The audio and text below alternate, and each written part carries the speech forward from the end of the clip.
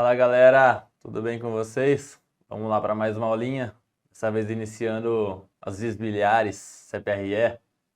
Vamos lá. Vamos revisar principalmente nessa aula as indicações de CPRE, as complicações dela e como a gente pode realizá-la em paciente que possui anatomia alterada, que eu vou dar exemplo para vocês mais para frente. Bom, iniciando pelas indicações. A principal indicação de CPRE é para a gente tratar obstrução das vias biliares. Hoje em dia também a gente pode tratar obstrução das vias pancreáticas, mas principalmente das vias biliares. Ou seja, alguns exemplos que acontece essa obstrução das vias biliares. A coledocolitíase é a principal disparada, mas também ela pode estar associada com uma colangite, assim como estenoses benignas, pós-transplante hepático, ali na anastomose coledociana. Qualquer pós-operatório, pode ser, por exemplo, pós-colecistectomia, assim como causado por pancreatite. Ou estenoses malignas, adenocarcinoma de pâncreas, colangiocarcinoma, qualquer linfonodo ou algum CHC. Além disso, além da obstrução das vias biliares, lesões das vias biliares, como as fístulas, alguma perfuração ali não é perfuração, é uma fístula mesmo da via biliar, também indicação clara de realização de CPRE. Bom, o CPRE é basicamente um exame terapêutico. 99% das vezes vai ser terapêutico, mas existem algumas exceções que a gente considera esse exame diagnóstico. Quando? Quando você tentou algum outro método e não conseguiu fazer o diagnóstico, você pode indicar CPRE, ou quando tem por exemplo, alguma estenose na via biliar que você não consegue fazer uma biópsia ou coletar qualquer material dessa estenose para saber se é benigna ou maligna, você pode realizar, por exemplo, um escovado, uma biópsia às cegas ou até mesmo a colangioscopia. Colangioscopia é você entrar com uma câmera, um colangioscópio, dentro do colédoco, dentro da via biliar. E quando que eu vou realizar? Quando o paciente estiver em colangite, a gente preza para a realização da CPRE dentro de 24 a 48 horas. Primeiro a gente tenta as medidas clínicas iniciais, tenta estabilizar o paciente, tenta dar antibiótico para ele, tudo aquilo que vocês já sabem. 80% melhor a gente realiza a CPRE dentro de 48 horas. Os pacientes que não apresentaram melhora com antibiótico e suporte clínico, a gente realiza essa CPRE em até 24 horas. Quando tem síndrome de Opie, o que é essa síndrome de Opie? É uma obstrução aguda da papila duodenal, ou seja, tanto o colédoco quanto o ducto pancreático principal, eles estão pérvios, mas a papila está obstruída, ou seja, é como se obstruísse basicamente os dois juntos. Então, pode dar tanto pancreatite quanto colangite. Enfim, na síndrome de Opie, a gente preza em realizar também dentro de 24 a 48 horas, de preferência o mais cedo possível. Já as indicações não urgentes seriam as coledocolitíases e as fístulas biliares. Aí vai de acordo com a disponibilidade de cada serviço. A gente sabe que a realidade, infelizmente, em muitos serviços é bem triste, a gente acaba demorando bastante para conseguir. Mas, enfim, realmente não apresenta uma urgência. Aqui está uma foto para vocês de uma obstrução da papila duodenal, uma síndrome de Opie aqui. O cálculo bem na papila mesmo, tá bom? Bom, em relação ao acesso às vias biliares, como que a gente faz, como a gente entra, como que a gente canula essa papila, como que a gente tem o acesso dessa via biliar. Aqui para vocês tem a foto de uma canulação transpapilar, tá bom? O que seria isso? A introdução do papilótomo, que é esse acessório aqui, dentro da papila duodenal maior. Aí a gente joga o fio guia e a gente tenta acertar, né? A gente tenta canular o colédoco, tá? Que é a via biliar mesmo. Aqui, como vocês podem ver, o papilótomo, a gente consegue dar um arco, fazer um arco nele que a gente chama, que é essa angulação aqui nele, para expor o fio metálico onde a gente realiza o corte dessa papila, tá? Para fazer uma papilotomia. Enfim, só uma ilustração aí para vocês ficarem com essa imagem um pouco mais clara na cabeça. Técnica convencional, que é essa canulação transpapilar, a gente consegue de 80% a 95% das vezes, a gente tem essa taxa de sucesso. No entanto, quando a gente não consegue, o que é não conseguir? Quando a gente vai desistir dessa canulação transpapilar. É uma regra que a gente chama do 5-5-1. Quando a gente tenta mais de 5 minutos, a gente para, ou mais de 5 tentativas, ou mais de uma canulação pancreática. Ou seja, quando a gente joga o fio guia, a gente vê através da radioscopia que o fio guia não foi para o colédoco, mas ele foi pelo ducto pancreático principal. Quando ele vai mais de uma vez para o ducto pancreático principal, a gente passa para outra, ou mais que 5 minutos, ou mais que 5 tentativas. beleza? Isso é um conceito de canulação difícil, principalmente através dos guidelines da ESGE, que é a Sociedade Europeia. Bom, quando a gente não consegue ter canulação difícil, a gente tentou a canulação transpapilar, não conseguimos, a gente parte para outros métodos. Quais são esses métodos? São chamadas técnicas avançadas de canulação. A principal é a fistulotomia, que é infundibulotomia suprapapilar. Eu vou mostrar uma imagem para vocês. É basicamente a gente fazer uma incisão no infundíbulo mesmo. Vou mostrar, vai ficar mais claro. Outro método é o duplo fio guia, que seria uma canulação pancreática, quando a gente tem uma canulação pancreática prévia, ou seja, a gente jogou fio guia e ele foi através da radioscopia, a gente viu que esse fio guia foi para o ducto pancreático principal, aí a gente pode deixar esse fio guia ali e introduzir um outro fio guia através da papila, porque há uma retificação dos eixos. Então a gente manda o próximo fio guia e a tendência é dele subir para a via biliar. Existe também o pré-corte, quando a gente não tem uma canulação pancreática prévia, ou quando o infundíbulo, quando o infundíbulo está pouco evidente, que a gente não vai conseguir cortar ele bonitinho, a gente introduz a extremidade do papilótomo na papila, igual estava naquela foto, e mesmo sem ter acessado a via biliar, a gente realiza uma incisão ali na papila. Além disso, normalmente o que a gente deixa por último seria a esfincterotomia transpancreática, apesar de serem trabalhos recentes mostrando que não tem tanto evento adverso igual a gente pensava antes, na nossa rotina, normalmente a gente deixa pelo último método. O que seria isso?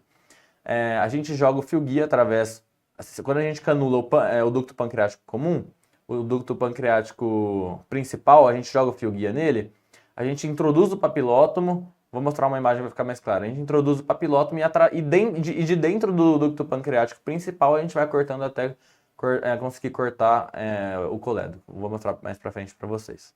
Normalmente é endócia pancreática avançada e tem um insucesso do duplo fio guia, ou seja, a gente canulou, a gente jogou o fio guia, ele entrou no ducto pancreático principal. Mesmo assim, a gente tentou jogar o segundo fio guia, não acessou a via biliar, aí a gente faz essa esfincterotomia transpancreática. Tá meio confuso, eu sei, mas agora através das imagens vai ficar um pouquinho mais claro. Bom, começando pela fistulotomia, que é a infundibulotomia suprapapilar, que é o método que a gente mais utiliza. Aqui, ó, a gente consegue ver a papila do adenal maior, e aqui seria o infundíbulo, ou seja, a gente corta essa parte aqui com um estilete que a gente chama, com uma knife endoscópica. Então a gente corta aqui e joga o fio guia através da via biliar, certo? Ó, nessa localização aqui. Aqui está a papila, aqui está o infundíbulo. A gente corta aqui, eu coloco o papilótomo aqui, jogo o fio guia e a tendência é ele subir para a via biliar. Aqui já está feito o corte, como vocês podem ver. Aqui a gente já fez a infundibulotomia, colocamos o papilótomo, que é esse acessório aqui que eu mostrei para vocês, jogamos o fio guia, contrastamos e vimos que ele está na via biliar. Outra técnica avançada que eu já disse para vocês é o duplo fio guia. Quando a gente faz isso, que eu já falei para vocês também, quando a gente coloca o papilótomo aqui e a gente fica jogando o fio guia até a gente conseguir acessar a via biliar. Mas se a gente não consegue acessar a via biliar através do fio guia, mas o fio guia vai para o ducto pancreático principal, a gente deixa esse fio guia aqui, coloca de novo o papilótomo aqui e joga um outro fio guia, dessa vez com esse daqui já posicionado aqui. A tendência é retificar o eixo da via biliar e a gente consegue acessar a via biliar. Isso é a técnica do duplo fio guia, quando tem uma canulação pancreática prévia. Aqui é a imagem da radioscopia, bem importante vocês aprenderem a ver a radioscopia, está caindo bastante ultimamente.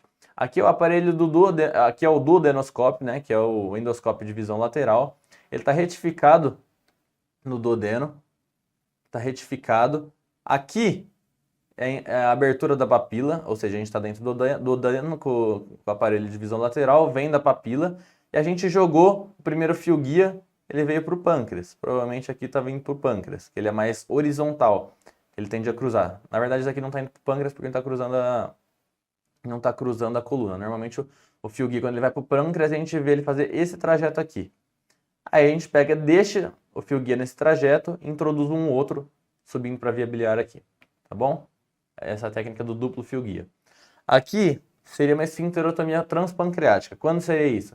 A gente jogou o fio guia, ele veio para o pâncreas, tentamos tirar e jogar outro fio guia para a via biliar, não conseguimos, a gente não teve sucesso nessa técnica do duplo fio guia que eu acabei de falar para vocês. O que a gente faz? A gente pega e introduz o papilótomo de novo através do fio guia que estava indo para o pâncreas, para o ducto pancreático principal. A gente dá o arco, que é o que eu disse para vocês anteriormente. O que é dar o arco? A gente faz essa angulação aqui no papilótomo, expondo esse fio guia metálico que ele realiza o corte. Fio guia não, esse fio metálico aqui, que é do papilótomo mesmo. E a gente corta daqui até aqui, abrindo o orifício do colédoco e acessando a via biliar. Outras opções avançadas de acesso às vias biliares seria o rendezvous, que é por radiointervenção. É quando a gente vai na radiointervenção, eles puncionam percutaneamente algum ducto, alguma via biliar intrahepática e jogam fio guia. Eles jogam fio guia, a tendência é do fio guia descer aqui, ó. Eles descem até e a gente encontra o fio guia saindo pela papila.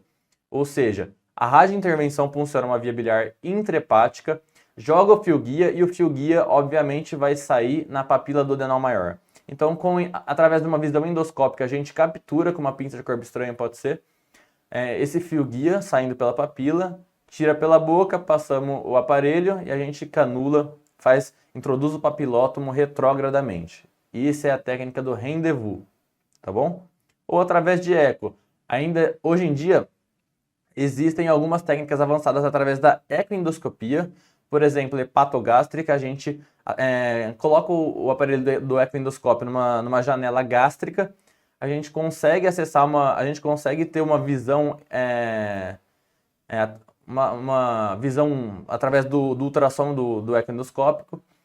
A gente vê uma via biliar intrahepática dilatada, pode ser o ducto hepático direito. A gente faz uma punção como se fosse do estômago para o ducto hepático direito. Eu sei que é um pouco abstrato, uma técnica mais nova que é difícil quem está no meio entender. Mas enfim, através do aparelho de ultrassom endoscópico, a gente vê a via biliar intrahepática dilatada, a gente faz a punção, joga o fio guia no ducto hepático direito principalmente, e a gente vê ele saindo pela papila desse mesmo jeito aqui, como se fosse um rendezvous, mas uma janela gástrica. Beleza? Meio confuso, mas qualquer coisa entre em contato comigo, que eu tento explicar um pouquinho mais detalhadamente. Eu espero que eles não cobrem isso de vocês, que já é bem avançado, mas caso cobrem, vocês tenham uma noção. Enfim, não conseguimos acessar a via biliar de jeito nenhum. Nem através do rendezvous, nem através do eco, nem através daquelas técnicas avançadas. O que a gente faz? Nova CPRE em 24 a 48 horas. Ou se não, uma drenagem transpareto hepática. Tá bom? Ou através de cirurgia também. Bom, agora em relação às complicações da CPRE. Principal complicação disparada é a pancreatite pós-CPRE, é a mais comum. Vocês precisam saber isso, que às vezes acaba caindo em prova exatamente desse jeito. Outras são sangramento, perfuração, colangite ou relacionado à sedação. Bom, em relação à pancreatite, que é a mais prevalente, a mais incidente, a principal complicação aparecendo de 5 a 10% dos casos pós-CPRE. Como a gente faz o diagnóstico de pancreatite pós-CPRE? Através de um quadro clínico típico de pancreatite, dor em faixa no abdômen superior, com aumento de amilase e lipase acima de 3 vezes do valor de referência depois de 24 horas da CPRE. Beleza?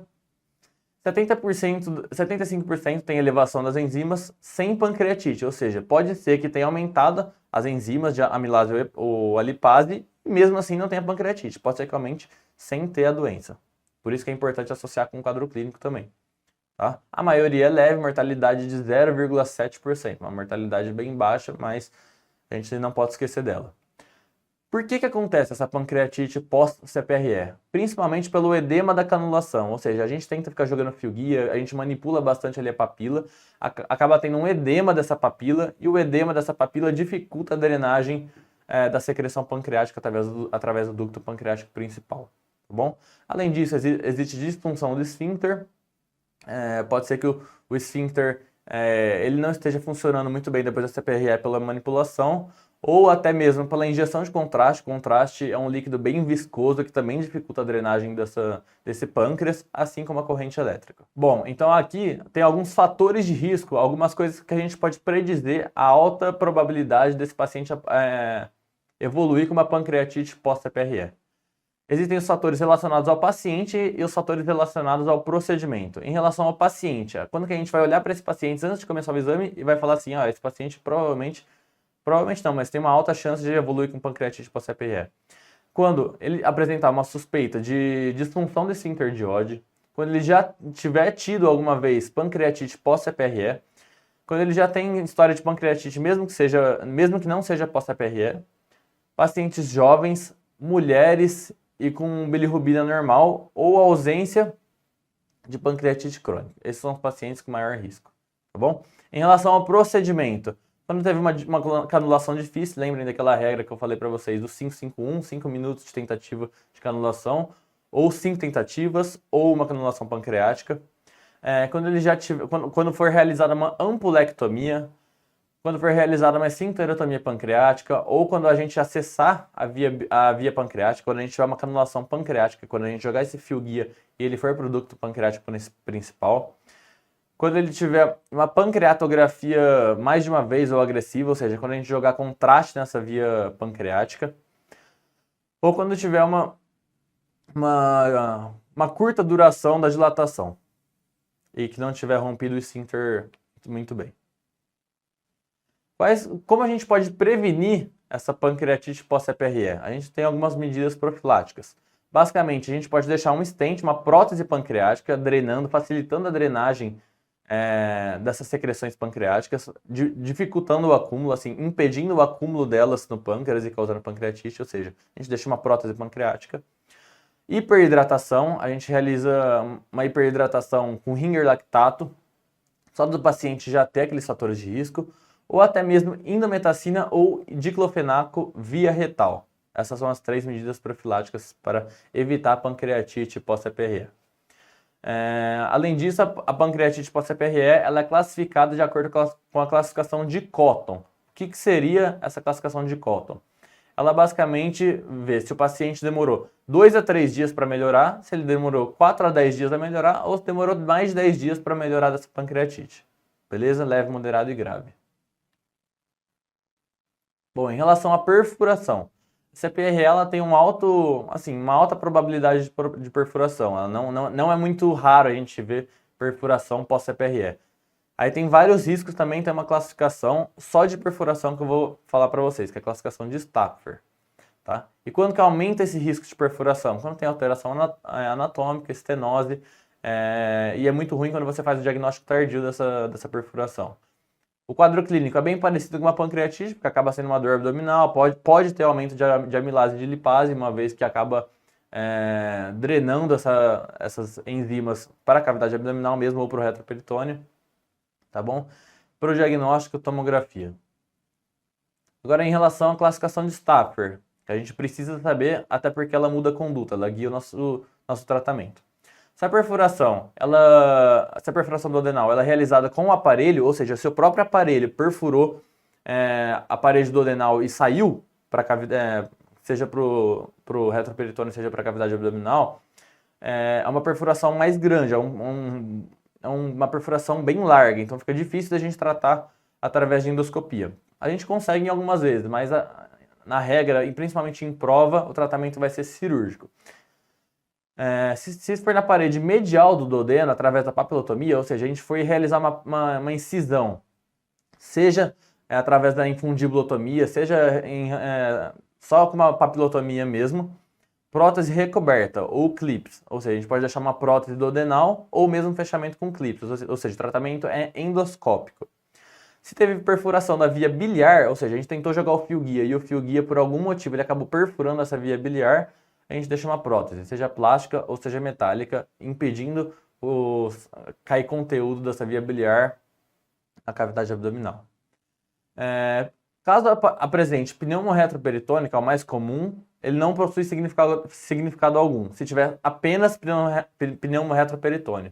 Então o tratamento vai ser observação. Em relação ao sangramento, 1% da pós-CPRE apresenta sangramento. Basicamente o sangramento ele é dividido em imediato e tardio. O tardio seria 1 a 2 semanas depois do sangramento. As origens seria a papilotomia, ou seja, a gente basicamente foi fazer incisão ali na papila ou através de tumor. Os principais fatores de risco. Esses fatores de risco, eles caem bastante em prova. Assim, normalmente, eles não são totalmente intuitivos, mas é bom vocês decorarem para a prova, porque eu já vi questão bem direta em relação a fator de risco de sangramento pós-CPRE. Quais são esses fatores de risco? Coagulopatia, obviamente, né? Colangite, algum medicamento anticoagulante, inexperiência do endoscopista, ou seja, procedimento foi realizado por um residente, fiquem espertos que pode sangrar. Realização do pré-corte, porque você está cortando ali a papila sem ter o acesso garantido da via biliar. Ou o modo corte puro no eletrocautério. Em relação ao tratamento desse sangramento, obviamente, você vai dar suporte clínico, suporte transfusional, você vai transfundir se precisou. Você pode fazer um tamponamento com balão, ou seja, você coloca um balão ali na papila e insufla ele como se fosse uma compressão mesmo, como se você estivesse comprimindo aquele sangramento e aguarda um tempo para parar de sangrar. Você pode injetar adrenalina, é um pouquinho mais difícil porque você vai estar com o aparelho de visão lateral, é um pouquinho mais difícil, mas é um dos métodos. Colocação de clipe ou prótese metálica. Casos refratários, arteriografia ou cirurgia. Já a colangite, ela tem uma incidência de 0,5% a 1% no pós-CPRE.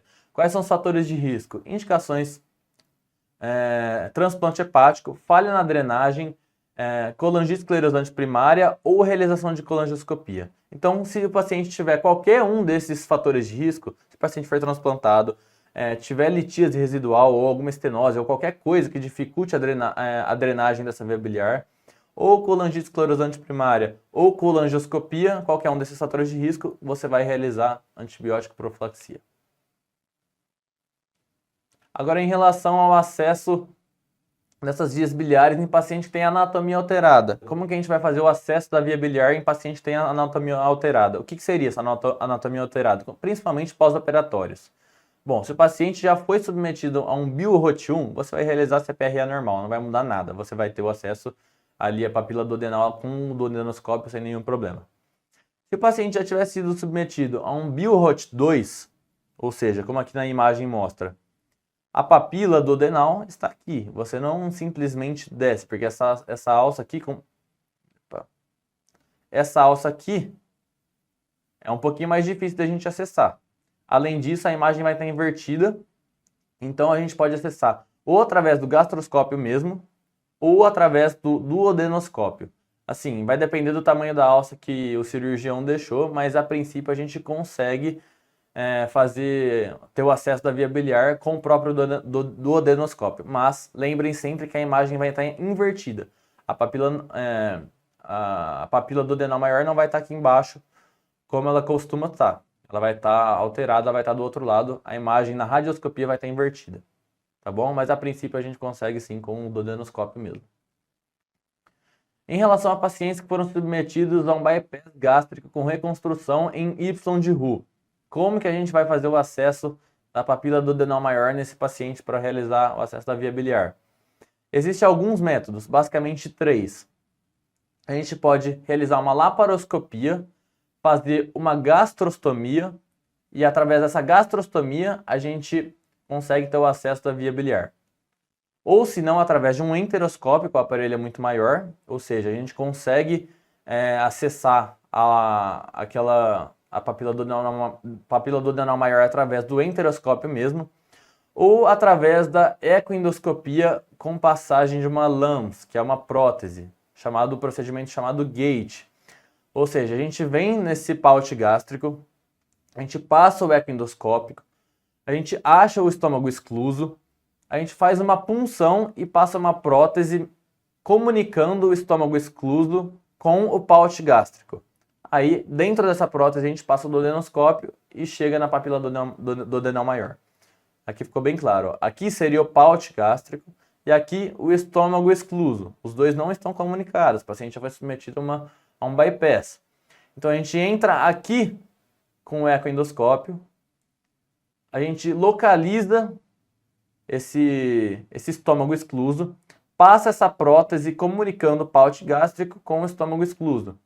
Passa o duodenoscópio e tem o acesso da via biliar. beleza? Ou se não, na enteroscopia, a gente vem aqui a gente entra com o enteroscópio, vem até aqui, dá a volta aqui e chega até a papila duodenal maior através do enteroscópio. No caso da GTT, a gente entra por laparoscopia, faz um acesso aqui e já entra direto aqui com o duodenoscópio. Bom, agora vamos lá, questãozinha aí para vocês. Pausem, leem com atenção, tentem responder. Vamos lá. Paciente de 68 anos, colúria e acolia, síndrome. O paciente está obstruído, via biliar obstrutiva.